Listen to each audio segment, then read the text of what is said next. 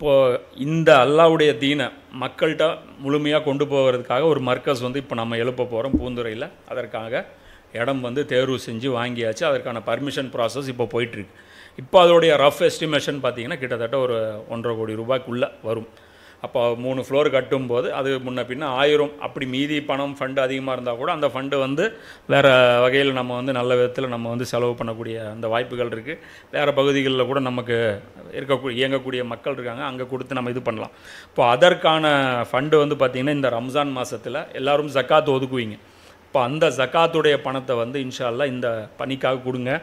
இதில் ஜக்காத் இதுக்கு பயன்படுத்தலாமான்னா இதுதான் ஃபஸ்ட்டு ப்ரையாரிட்டியில் வரும்.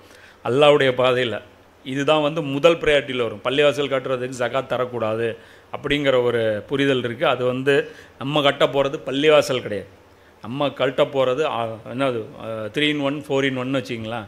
அது தாவா சென்டராகவும் இயங்கும், அது ஒரு கம்யூனிட்டி ஹாலாகவும் இயங்கும், அது ஒரு பள்ளிவாசலாகவும் இயங்கும், அது ஒரு லைப்ரரியாகவும் இயங்கும், அது ஒரு மதரசாவாகவும் இயங்கும். அது எல்லாமே முடிஞ்ச வரை நம்மளால் முடிஞ்சது நம்ம யார் யாரை இணைச்சி நம்மளால் செயல்பட முடியும். ஏன்னா நான் ஒரு ஆளே செயல்பட போகிறதில்ல.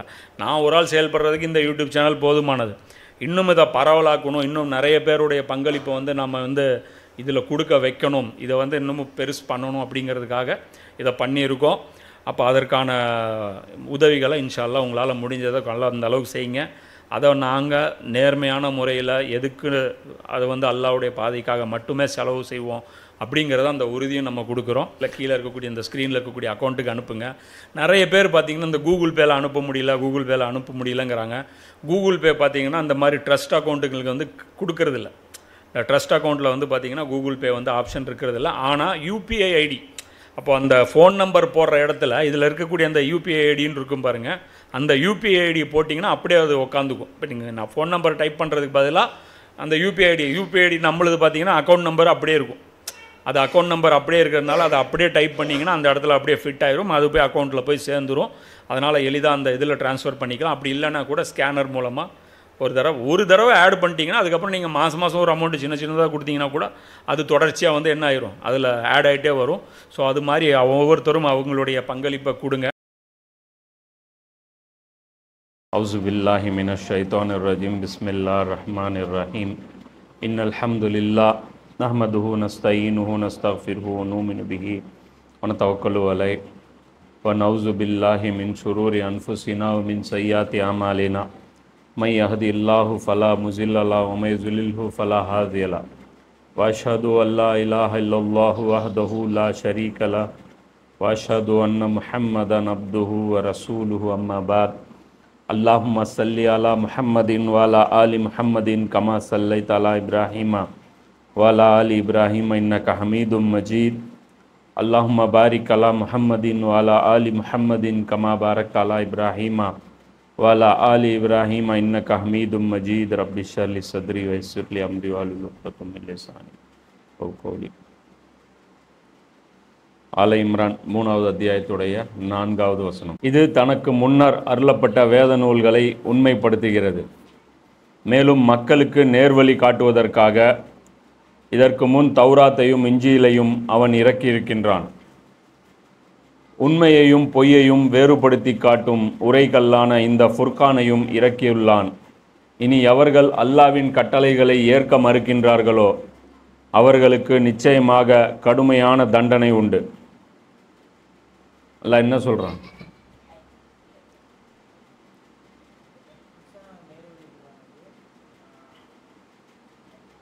இதற்கு முன்னர் அனுப்பப்பட்ட வேத நூல்களை இந்த குர்ஆன் உண்மைப்படுத்துது. மேலும் மக்களுக்கு நேர்வழி காட்டுவதற்காக தௌராத்தையும் இஞ்சிலையும் அவன் இறக்கியிருக்கின்றான். அப்போ தௌராத்திலையும் இஞ்சிலையும் அல்லாஹ் என்ன கொடுத்துருக்கான்? வழிகாட்டுதல் என்ன இருக்குது? தௌராத்திலையும் இஞ்சிலையும் இருக்குது. அப்போ குர்ஆன் எதுக்கு இறங்கியிருக்கு? அதான் ஆல்ரெடி தௌராத்திலையும் இஞ்சிலையும் நேர்வழி இருக்குல்ல, எதுக்கு இருக்கு?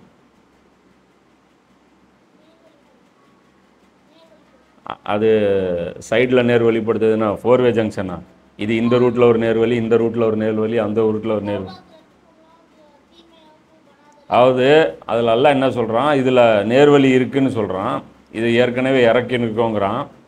அதுக்கப்புறம் குரான் எதுக்கு இறக்கணும் அப்படின்னா அதுக்கு அடுத்தது அடுத்த அந்த பகுதியிலே எல்லாம் காட்டுறான். உண்மையையும் பொய்யையும் வேறுபடுத்தி காட்டும் இந்த ஃபுர்கானையும் இறக்கியுள்ளான். இந்த உண்மை பொய் எதில் இருக்கக்கூடிய உண்மை பொய்? அந்த தௌராத்திலையும் இஞ்சிலும் இருக்கக்கூடிய, தௌராத்திலையும் இஞ்சிலும் இப்போ என்ன ஆயிருச்சு, உண்மையும் இருக்குது பொய்யும் இருக்குது. இப்போ உதாரணத்துக்கு குரானில் வந்து கலப்படம் ஆகலை, அது வந்து அப்படியே பியூராக இருக்குது. தௌராத்திலும் இஞ்சிலும் என்ன இருக்குது, சில அல்லாஹ் இறக்கிய வசனங்கள் நீக்கப்பட்டும் இருக்குது.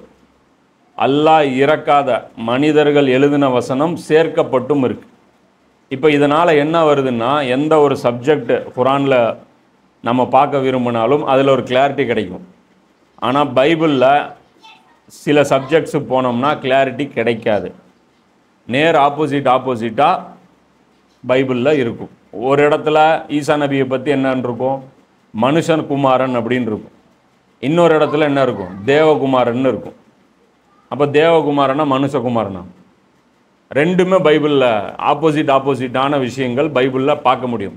ஒரு சில இடங்களில் நபிமார்கள் நல்லவர்கள்னு இருக்கும், இன்னொரு சில இடங்களில் நபிமார்கள் சாராயம் குடித்தாங்க, நபிமார்கள் விபச்சாரம் பண்ணாங்க, நபிமார்கள் கொலை செஞ்சாங்க அப்படின்னு சொல்லி நபிமார்களை பற்றி தவறாக இருக்கும். ஒரு சில இடங்களில் அல்லாஹ்வுடைய ஷரியத்து ரொம்ப இம்பார்ட்டண்ட்டு, அல்லாஹ்வுடைய ஹலால் ஹராமு ரொம்ப இம்பார்ட்டண்ட்டாக ஃபாலோ பண்ணணும் அப்படின்னு சொல்லி பைபிளில் இருக்கும். இன்னொரு சில இடங்களில் என்ன இருக்கும், ஷரியத்து ஒரு மேட்ரு இல்லை, சில அக்கீதாக்கள் மட்டும் உங்களுக்கு சரியாக இருந்ததுன்னா நீங்கள் சொர்க்கத்துக்கு போயிடலாம் அப்படிங்கிறது மாற்றி இருக்கும். அப்போது ஷரியத் இம்பார்ட்டண்ட்டுன்னு இருக்கும், இம்பார்ட்டண்ட் இல்லைன்னு இருக்கும். அப்போ குழப்பம் தான் ஏற்படும். புரியுதா? இந்த குழப்பம் எதனால் ஏற்பட்டுச்சு அப்படின்னு பார்த்தோம்னா, அதான் சொன்னேன்ல, பைபிளை பற்றி நான் முன்னாடியே சொன்னேன். ஏன்னா அந்த பஹராவில் வரும்போது அல்லாஹ்வுடைய ஒரு புத்தகத்தை தங்களுடைய கைகளால் எழுதி அல்லாஹ்வுடைய நூலில் அட்டாச் பண்ணுறாங்க. அதாவது பைபிளுடைய விளக்கங்களும் சேர்த்து அதில் அட்டாச் பண்ணுறாங்க அப்படிங்கிற அந்த விஷயத்தை பார்த்து, அதனால் என்ன ஆயிடுச்சு, இன்றைக்கி பைபிள் குரான் இறங்கும்போது இப்போ இருக்கக்கூடிய ஸ்டேட்டஸ் என்னன்னா, அல்லாஹ் இறக்குன பகுதி எது, இவர்கள் எழுதின பகுதி எது அப்படிங்கிறது பிரித்து பார்க்க முடியாத ஒரு கஷ்டமான ஒரு சூழ்நிலை, ஒரு குழப்பம் வந்துருச்சு. இப்போ குரான் என்ன பண்ணுது அப்படின்னா, இந்த உண்மை பொய்யையை பிரித்து காட்டுது. அப்போ பைபிளில் குரானுக்கு ஒத்து வரக்கூடிய விஷயங்கள் பைபிளில் இருக்கிறதெல்லாம் என்ன, உண்மை. குரானுக்கு மாற்றமாக வரக்கூடிய விஷயங்கள் பைபிளில் இருக்கிறது என்ன, பொய்.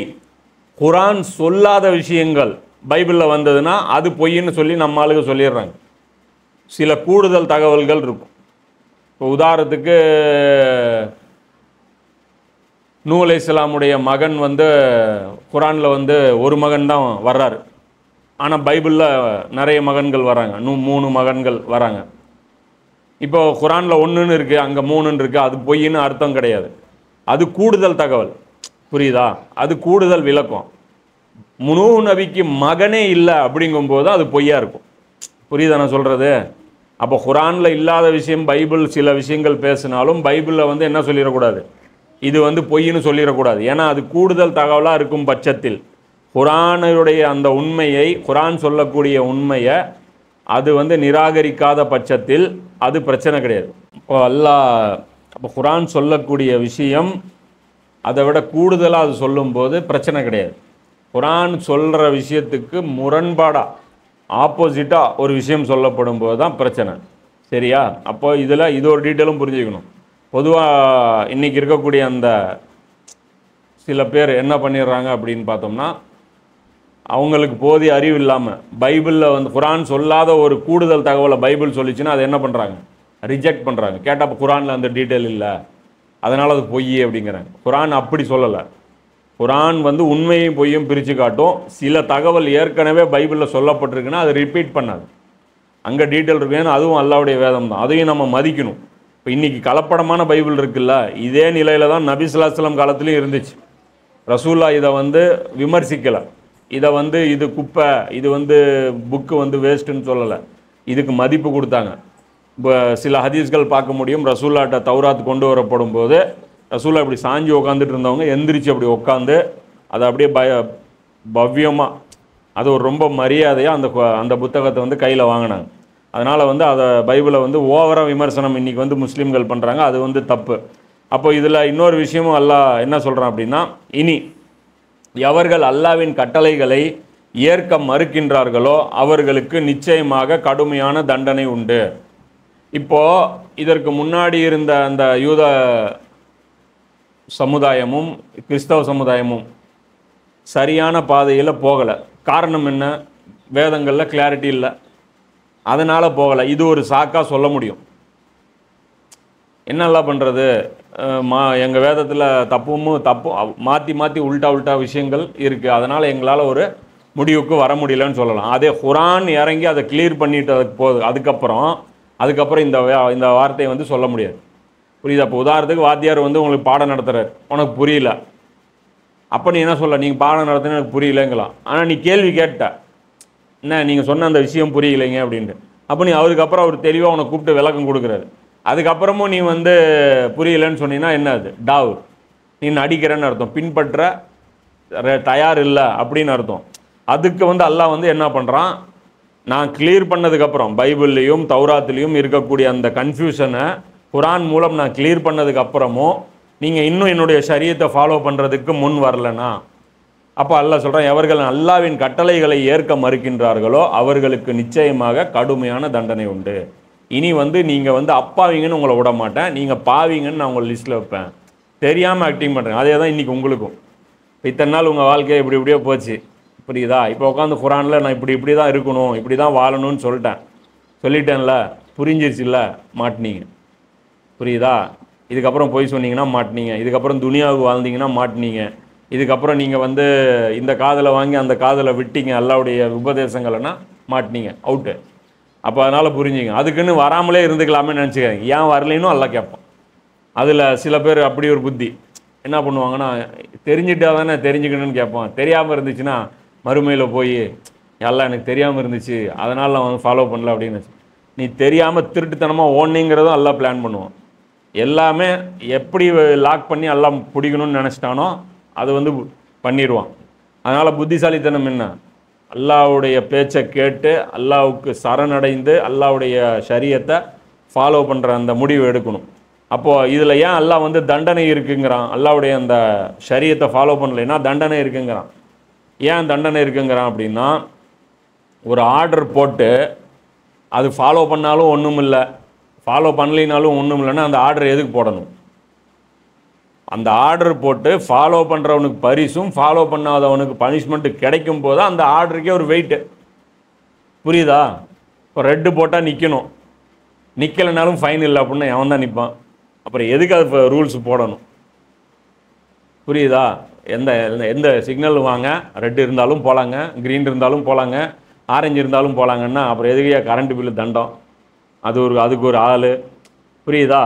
அப்போ அல்லாஹ் எதுக்கு சட்டங்கள் இறக்குறான் அப்படின்னா, அப்போ தண்டனை கொடுக்கும்போது என்ன சொல்லுவாங்கன்னா, சில நாத்தியர்கள் கேள்வி எழுப்பாங்க, பார்த்தீங்களா அல்லாஹ்வுக்கு வந்து கடுமையான இது மனசு, ஒரு ஆர்டர் போட்டு நம்மளை நிர்பந்தப்படுத்துகிறான், இல்லைன்னா அடிக்கிறேங்கிறான், அப்புறம் எதுக்கு ஆர்டர் போடணும்?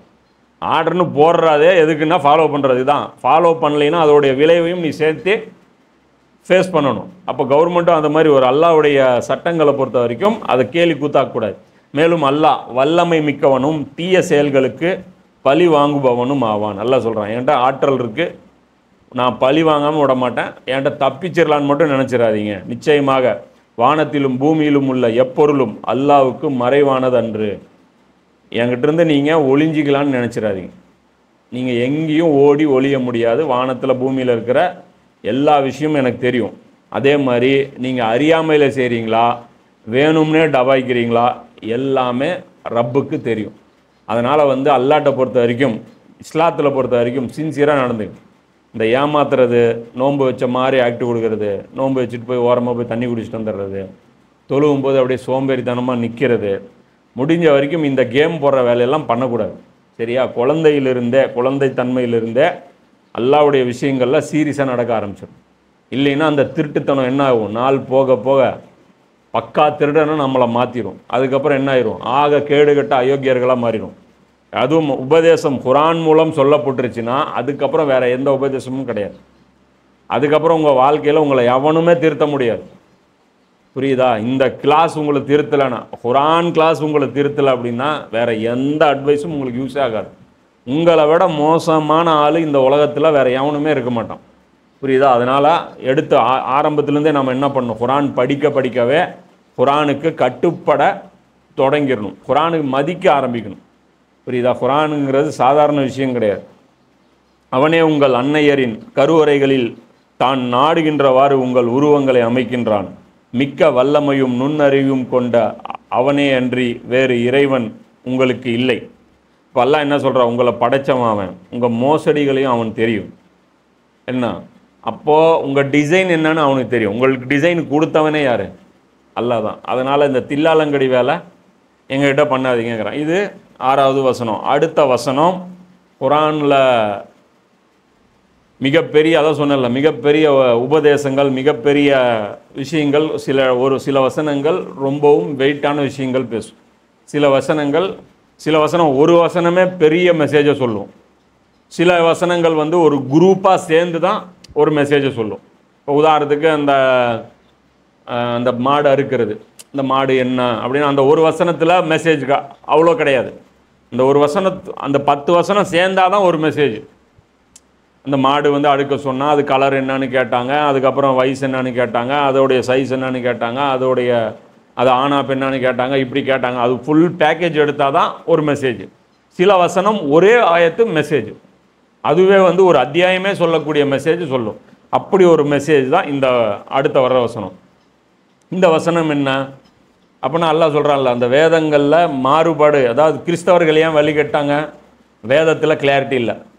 யூதர்கள் ஏன் வழி கட்டாங்க, வேதத்தில் கிளாரிட்டி இல்லை. நான் சொல்கிறது எல்லாமே ஈசா நபிக்கு அப்புறம் காலகட்டத்தில், ஈசா நபி வர்ற வரைக்கும் வேதத்தில் கிளாரிட்டி இல்லைங்கிற இந்த சாக்கும் சொல்ல முடியாது. ஏன்னா அப்போ கரண்ட்டில் நபிமார்கள் இருந்தாங்க. மூசா நபியிலிருந்து ஈசா நபி வரைக்கும் பனி இஸ்ராயல்களுக்கு யார் இருந்தா? நபிமார்கள் தொடர்ச்சியாக இருந்துக்கிட்டே இருந்தாங்க. அட் ப்ரெசண்ட்டில் ஒரு நபி இல்லாத காலகட்டமே கிடையாது. அப்போது வேதங்கள் என்னதான் மாற்றப்பட்டாலும் ப்ரெசண்ட்டில் யார் இருந்தாங்க? நபிமார்கள் இருந்தாங்க. அவங்க விலக்கி சொல்லிடுவாங்க இதுதான்ட்டு. ஆனால் ஈசா நபிக்கு அப்புறம் அல்லாஹ் என்ன பண்ணான், நுபுவத்தை நிறுத்திட்டான். அதுக்கப்புறம் நபிமார்கள் வரல. கிட்டத்தட்ட 500 வருஷம் ஈசா நபியிலிருந்து நபி ஸல்லல்லாஹு அலைஹி வஸல்லம் அவர்கள் வரைக்கும் 500 வருஷத்துக்கு யார் இல்லை? நபிமார்கள் இல்லை. இந்த காலகட்டத்தில் ஒரு சாக்கு இவங்க சொல்ல முடியும். என்ன, வேதத்திலையும் கிளாரிட்டி இல்லை, நபிமார்களும் இல்லை அப்படிங்கிற சாக்கு. ஆனால் குரான் வந்ததுக்கப்புறம் இந்த ஒரு சாக்கும் சொல்ல முடியாது.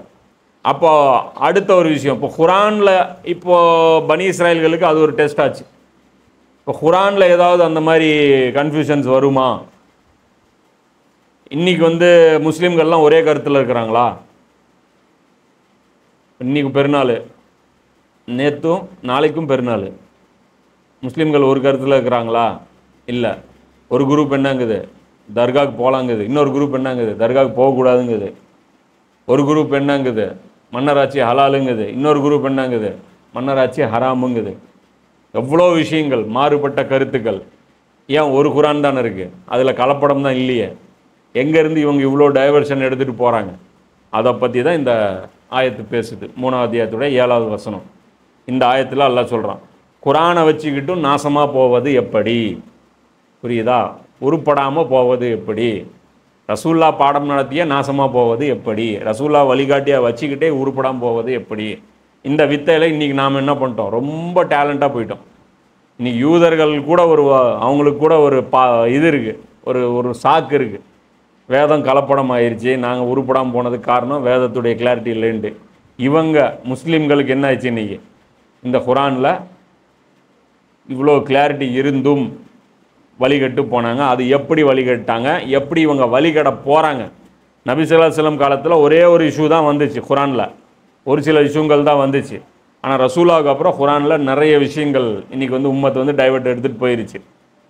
அப்போ அதில் ஆனால் ஆதாரம் என்ன காட்டுறாங்க? ஒவ்வொரு ஜமாத்தும் குரானை என்ன பண்ணுறாங்க, ஆதாரமாக காட்டுறாங்க. கேட்டால் என்ன சொல்கிறாங்க, ஏங்க தர்காவுக்கு போகிறீங்க, குரானில் இருக்குது போகிறோம்.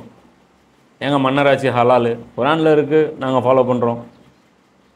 ஏங்க நபி ஸல்லல்லாஹு அலைஹி வஸல்லம் கொடுத்த மிஷனை மறுக்கிறீங்க, குரானில் செக் பண்ணி பார்த்தோம், எங்கேயும் ரசூலோடைய மிஷனை காணோம், நாங்கள் குரானை ஃபாலோ பண்ணுறோம்.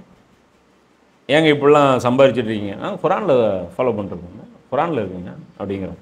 எல்லாருமே ஆதாரம் காட்டுறேன். இது உண்மையா? அல்ல ஏதோ ஒன்று தானே சொல்லியிருக்கணும். அது எப்படி இத்தனை கருத்துக்கள் குரான்லேருந்து எடுக்க முடியும்?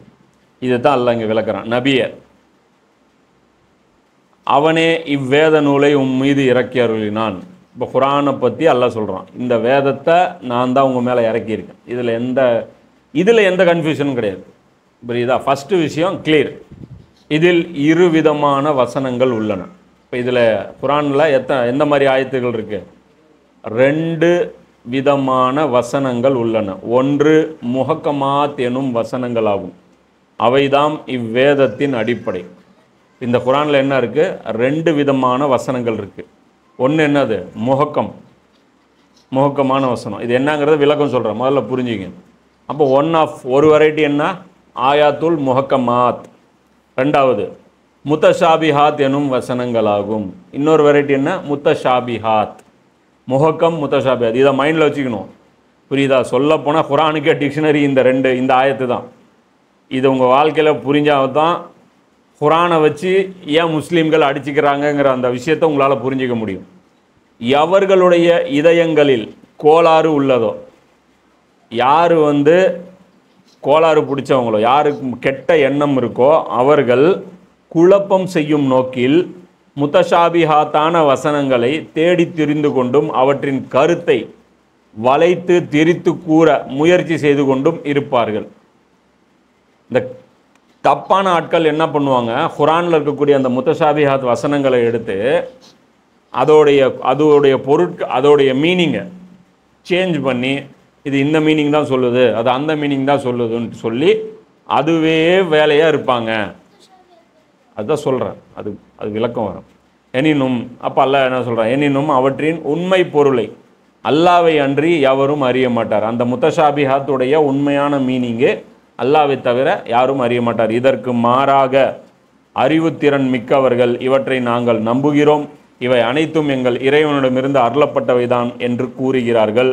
மேலும் உண்மை யாதெனில் அறிவாளிகள் தாம் எதிலும் சரியான படிப்பினை பெறுகின்றார்கள். இப்போ இந்த ஆயத்துடைய மீனிங் வரும். முஹக்கமாத்துனா என்ன? ஒரே மீனிங் தரக்கூடிய ஆயத். அதில் 2வது மீனிங்லாம் எடுக்கவே முடியாது. குல்லு அல்லாஹு அஹத், அல்லாஹ் அவன் ஒருவனே. அல்லாஹ் அவன் ஒருவன். அல்லாஹ்க்கு ஏதாவது வேறு மீனிங் கொடுப்பியா? அவனுக்கு ஏதாவது வேறு மீனிங் கொடுப்பியா?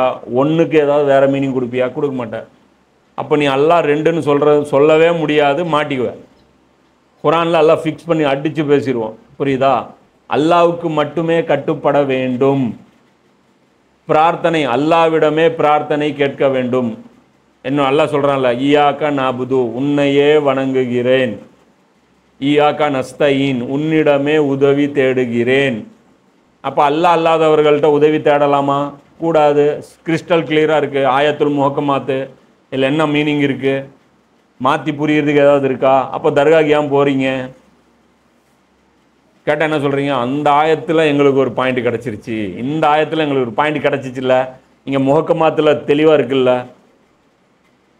என்னை பற்றி என்னுடைய அடியார்கள் கேட்டால் அவர்களிடம் கூறுவீராக அல்லாஹ் சொல்கிறான்ல. என்னிடமே பிரார்த்திக்கட்டும், என்னிடமே உதவி தேடட்டும்னு அல்லாஹ் சொல்கிறான்ல. அப்போ முடிஞ்சிருச்சுல்ல, வேறு யார்ட்டையும் கேட்கக்கூடாதுல்ல. அதிகாரத்தில் யாதொரு பங்கும் இல்லை அல்லாஹ் சொல்லிட்டானா இல்லையா? அவனிடத்தில் யாரும் பரிந்து பேச முடியாது அல்லாஹ் சொல்லிட்டானா இல்லையா? அப்போ இதெல்லாம் முஹக்கமாத்து. புரியுதா? அப்போ இன்னொரு ஆயத்து என்ன? முத்தஷாபிஹாத், double meaning, triple meaning, 4 meaning கூட வரும். அப்போ இந்த டபுள் மீனிங் ட்ரிபிள் மீனிங்கில் அல்லாஹ் பேசுனதை அதை வச்சு சிங்கிள் மீனிங்கில் இருக்கக்கூடிய விஷயங்களை மாற்றிடுறது. ஏன்னா சிங்கிள் மீனிங்கில் இருக்கக்கூடிய விஷயங்கள் கஷ்டம். அதை சிங்கிள் மீனிங்கில் இருக்கக்கூடிய விஷயத்தை நீ மக்களுக்கு உபதேசம் பண்ணால் காசு வராது. உன் கம்பெனி ரன் பண்ண முடியாது. மத கம்பெனி இவங்க நடத்துகிறாங்கல்ல, இவங்களுடைய அவங்களுடைய மர்க்கஸுகள், அதுக்கு ஃபண்டிங் வராது. ஏன்னா எல்லா மரியாதையும் அல்லாவுக்கு போயிடும். எல்லாம் அங்கேயே சப்ளை ஆச்சுன்னா இங்கே எங்கே சப்ளை ஆகுது. அப்போ அந்த பைப் இந்த வாய்க்கால் அல்லாவுக்கு போகிற அந்த சப்ளை இந்த இடத்துல கட் பண்ணி விடணும். அப்போ தான் மக்கள் உன்னை பெரிய ஆலிமுன்னு சொல்லுவாங்க. அப்போ அந்த இடத்துல பயங்கரமான நீ விளக்கங்கள்லாம் சொல்லி அவங்கள ஆச்சரியப்படுத்தி, இந்த குர்பானிக்கெல்லாம் போனீங்கன்னா விதவிதமாக பயான்கள் பேசுவாங்க. எல்லாம் பார்த்துனா மயக்கம் போட்டு விழுந்துருவேன். இப்படிலாம் விளக்கம் இருக்கா, அப்படிலாம் விளக்கம் இருக்கான்னு போட்டு இவங்க பாட்டுக்கு கூட்டிகிட்டு இருப்பாங்க. அப்போ இந்த முத்தஷாபியாத்தில் எங்கே பிரச்சனை வருதுன்னு சொல்கிறேன். இவன் அல்லாஹ் ஏன் இந்த ஆயத்தில் பேசுகிறான் அப்படின்னா, நான் சொன்னல, இந்த ஆல இம்ரான் பொறுத்த வரைக்கும் கிறிஸ்தவர்கள் சம்பந்தமாக பேசக்கூடியது. கிறிஸ்தவர்கள் என்ன பண்ணாங்க, குரானில் ஒரு ஆயத்து இருக்குது. அல்லாஹ் 21 அத்தியாயத்தில் 91 வசனத்தில் அல்லாஹ் சொல்கிறான், மரியம் அலைஹிஸ்ஸலாம் அவர்கள், அந்த மரியம் அலைஹிஸ்ஸலாம் மேலே அந்த பெண்ணிற்கு நம்முடைய ரூஹிலிருந்து, நம்முடைய உயிரிலிருந்து ஊதினோம். அல்லாஹ்வுடைய ரூஹிலிருந்து மரியம் அலைஹிஸ்ஸலாமுக்கு அல்லாஹ் என்ன பண்ணான், ஊதுனா. மரியம் அலைஹிஸ்ஸலாம் கல்யாணம் ஆச்சா? ஈசா நபியுடைய சிறப்பு என்ன, அவங்களுக்கு அப்பாவே கிடையாது. அம்மா மட்டும்தான், அப்பாவே கிடையாது ஈசா நபிக்கு. அப்பா இல்லாமல் பிறந்தவர். அப்போது கிறிஸ்தவர்கள் என்ன சொல்கிறாங்க, அல்லாஹ் தான் அப்பா, அதனால் அவர் அல்லாஹ்வுடைய மகன் அப்படிங்கிறாங்க. அப்போது இப்படி ஒரு தப்பான விளக்கங்கள் அவங்க சொல்லிகிட்டு இருக்கிறாங்க. அதுதான் அல்லாஹ் வந்து ரொம்ப கோபம் வரக்கூடிய விஷயம். அதுதான் கிறிஸ்தவர்கள் வழி தவறின விஷயம். அப்போது இந்த இடத்துல குரானில் எப்படி இருக்குது, ஏன் உயிர் எடுத்து ஊதுனேங்கிறான். அப்போது இதை வச்சு கிறிஸ்தவர்கள் என்ன சொல்கிறாங்க, குரானே ஒத்துக்குச்சு பாருங்கள், அல்லாஹ்வுடைய உயிர்ன்றான். அப்போ அல்லாஹ்வுடைய உயிர்னு என்ன அர்த்தம்? அப்போ அல்லாஹ்வுடைய உயிர் தானே, அல்லாஹ்வுடைய உயிர் தானே ஈசா நபின்னு அல்லாஹ் சொல்லிட்டான்ல, அப்போ அல்லாஹ்வுடைய மகன் அப்படின்னு. அப்போ இதில் 2 மீனிங் இருக்கா இல்லையா? அல்லாஹ்வுடைய உயிர்னு என்ன, அல்லாஹ்வுக்கு சொந்தமான உயிர். ஒன்று அல்லாஹ்வுடைய உயிர், நேரடி உயிர். அல்லாஹ் தான் உயிர்லேருந்தே எடுத்து கொடுத்துட்டான். ஒன்று அவங்ககிட்ட இருந்த ஸ்டாக்கில் ஒரு உயிர் எடுத்து கொடுத்தான். இதுவும் மீனிங், இதுவும் மீனிங்.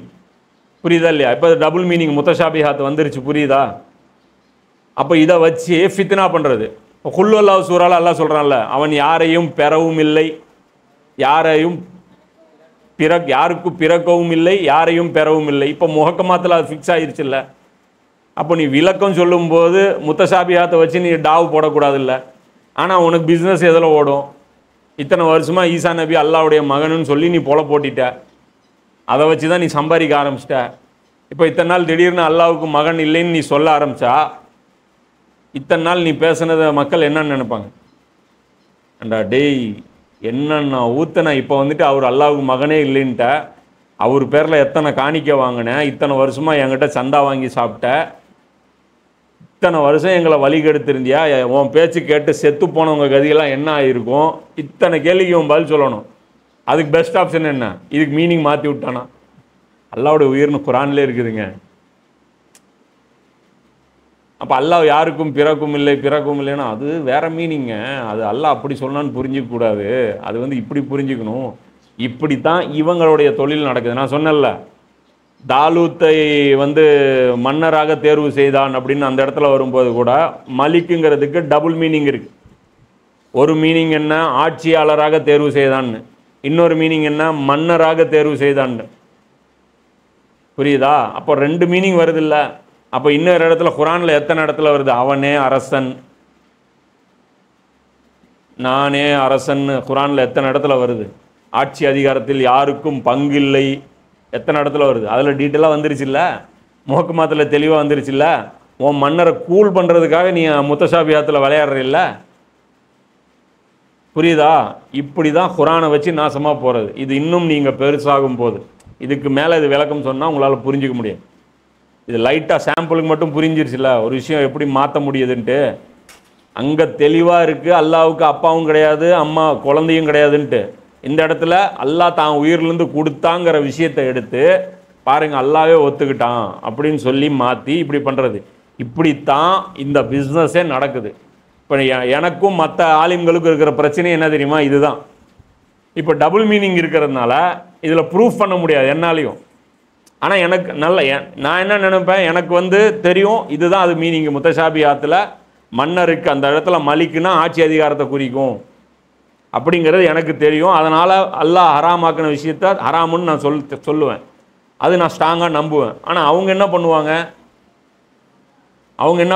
பார்த்தீங்கன்னா, அவங்களும் ஸ்ட்ராங்காக நிற்பாங்க. கேட்டால் இன்னொரு மீனிங் இருக்குல்ல,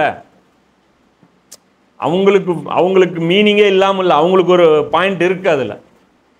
ஆனால் அல்லாஹ் ஏன் அப்படி வச்சுருக்கான்? அல்லாஹ் நினச்சிருந்தா அல்லாஹ் எவ்வளோ புத்திசாலி, இப்படி பேசாமல் இருந்திருக்கலாம்ல. ரெண்டு மீனிங் வர்ற விஷயத்த பேசாமலே இருந்திருக்கலாம், அல்லது ரெண்டு மீனிங்கு இதுதான் மீனிங்னு ஃபைனல் பண்ணி சொல்லியிருக்கலாம். இது ஏன் சொல்லலை? டெஸ்ட்டு, புரியுதா? ட்ராப் இது. அந்தந்த இடத்துல கண்ணி அவனை ஏங்கிட்டே நீ என்னை ஏமாத்தலாம் நீ நினைக்கிறல்ல, என்னோட இங்கே எவ்வளோ பெரிய கூமுட்ட நீ. ஆனால் அவனுக்கு நல்லா தெரியும், யாருக்கு? அந்த முத்தசாபியாத்துக்கு விளக்கம் கொடுக்குறான்ல, அவனுக்கு நல்லா தெரியும் அவன் ஏமாத்துறதுன்ட்டு. அவங்களுக்கு எந்த கவலையும் இருக்காது. அவங்க கவலை என்ன இருக்குன்னா, அவங்க ஜமாத்தில் அவங்களுக்கு நல்ல மதிப்பு இருக்கணும், மக்கள் அவங்கள வந்து பெரிய ஆலிமுன்னு சொல்லணும், அவங்களுக்கு நல்ல பணம் கிடைக்கணும், நல்ல ஜாலியாக வாழணும். என்ன நினைக்கிறாங்க? சில அமல்கள் செஞ்சு வச்சுருக்கோம், எப்படியோ அதை காப்பாற்றிடுவோம். ரம்ஜான் மாதம் நோன்பு வச்சுருக்கோம், சில விஷயங்கள் பண்ணியிருக்கோம், எல்லாம் மன்னிக்கக்கூடியவனாக இருக்கிறானா இல்லையா? ரஹ்மான் ரஹீம் இல்லை. எத்தனை பேரை முஸ்லீம் ஆக்கியிருக்கோம், அதெல்லாம் எங்களை காப்பாற்றாது, எதுவும் காப்பாற்றாது. அதுதான் பிரச்சனை. இவங்க நம்புகிறாங்க, அதனால் அந்த கிறுக்குத்தனத்தில் செய்கிறாங்க. அதுதான் அல்லாஹ் சொல்கிறான், யாருடைய இதயங்களில் கோளாறு உள்ளதோ அவர்கள் குழப்பம் செய்யும் நோக்கில் முத்தஷாபிஹாத்தான வசனங்களை தேடி திருத்தி கொண்டும் அவற்றின் கருத்தை திரிச்சு கூறிக்கொண்டும் முயற்சி செய்து கொண்டிருப்பார்கள். எனினும் அவற்றின் உண்மை பொருளை அல்லாஹ்வே அன்றி யாவரும் அறிய மாட்டார். அதோட மீனிங்கு அல்லாஹ்வுக்கு தான் தெரியும். இந்த இடத்துல அல்லாஹ் ஏன் சொல்கிறான் தனக்கு மட்டும்தான் தெரியும்ட்டு? இறக்கணும் நான் என்ன மீனிங்கில் ஈசா நபியா என் உயிர்னு சொன்னேன்னு எனக்கு தான் தெரியும், பேசுன எனக்கு தானே தெரியும் நான் என்ன மீனிங்கில் சொன்னேன். நம்மளும் சில விஷயம் சொல்லுவோம்ல, சில சமயம் சண்டை வந்துடும், நான் அந்த அர்த்தத்தில் சொல்லலாமோ, இல்லை நீ அப்படி தான் சொன்னேன்னு. இப்போ எப்பயுமே சொன்னவன் சொல்கிறது தான் எடுக்கணும், கேட்டவன் வச்சு புரிஞ்சுக்கிட்டதை வச்சு டிக்ளேர் பண்ண முடியாது. இங்கேருந்து எந்திரிச்சு கொஞ்சம் தள்ளி உட்காருங்கன்னு என்னை எந்திரிச்சு வெளியே போக சொன்னேன். அட அப்படி சொல்லலைங்க, கொஞ்சம் தள்ளி உட்காருங்கன்னு சொன்னேன். இல்லை நீ அந்த மீனிங்கில் தான் பேசுனேன், சொல்கிறவனே சொல்லிட்டான்ல இந்த மீனிங்கில் தான் பேசுனேன்ட்டு அதோட விட்டுறணும். சொன்னவன் சொல்கிறது தான் புரிஞ்சுக்கணும். இப்போ இதுலேருந்து இன்னொரு விஷயமும் புரிஞ்சுக்கணும். இப்போ அல்லாஹ் சொல்கிறான், இதற்கு மாறாக இந்த முஹக்கம் முத்தஷாபிஹாத்துக்கு மாறாக அறிவுத்திறன் மிக்கவர்கள் அல்லாஹ் அவங்க என்ன சொல்லுவாங்க? அந்த புத்திசாலிகள், அல்லாஹ் பயப்படக்கூடியவங்க, அவங்க என்ன சொல்லுவாங்க? இவற்றை நாங்கள் நம்புகிறோம்.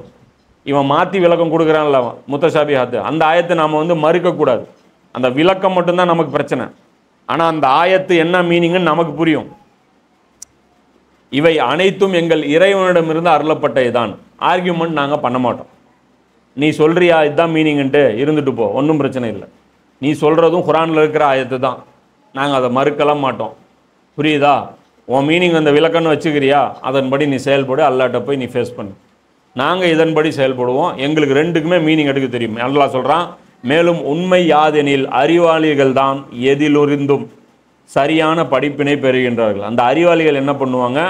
முஹக்கமையும் முத்தஷாபிஹாத்தையும் மெர்ஜ் பண்ணி புரிஞ்சுக்குவாங்க.